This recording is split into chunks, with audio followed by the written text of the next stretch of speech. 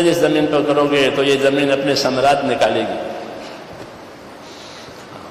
کہ اللہ کی مددیں اتروائے گی، برکتیں اتروائے گی، بلائیں دفع ہوگی۔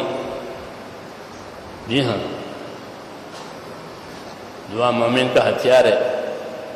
تو میں نے کہا اپنی تنہائیوں کو صحیح کریں، کہ تنہائیوں میں اللہ کے سامنے اپنے آپ کو قصوروار سمجھ کر اپنے گناہوں کی معافی مانگنا، امت کے گناہوں کی معافی مانگنا، اپنے مقصد کے لیے دعا کرنا، آخرت کے لیے دعا کرنا تنہائیوں میں۔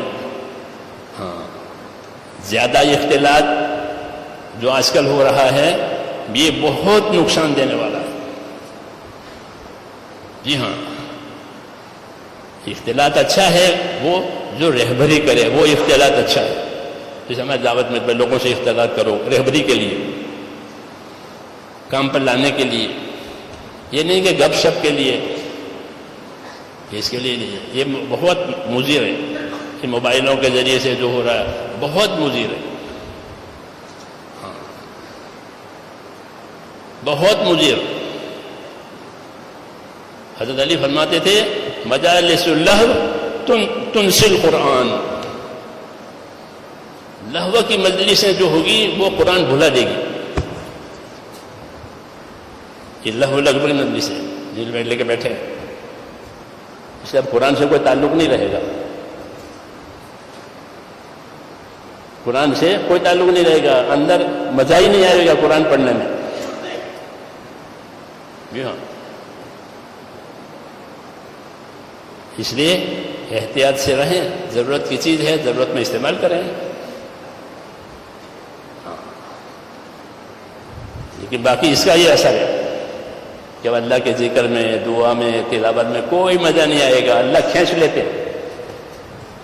حدیثوں میں کہ اللہ کھینچ لیتے ہیں، کہ انہیں کوئی لطف نہیں آئے گا۔ مریض کو جس طرح کھانے پینے کی چیزوں میں لطف نہیں آتا تو ہاتھ کھینچ لیتا ہے۔ یہ سمجھ میں آئی نا بات؟ اللہ تعالیٰ ہم کو اتنا چوکن نہ رکھے۔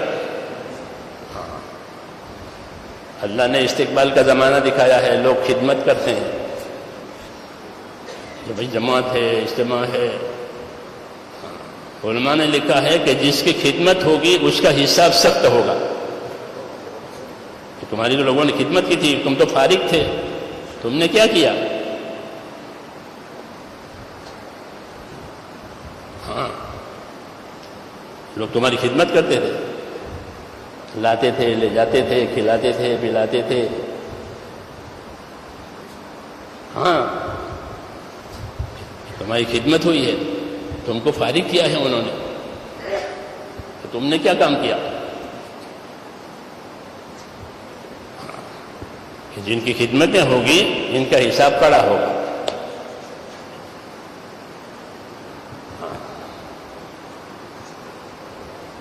سمجھ میں آئی نا بات؟ ان کو تو خدمت کا ثواب ملے گا، ان کو خدمت والوں کو خدمت کا ثواب ملے گا۔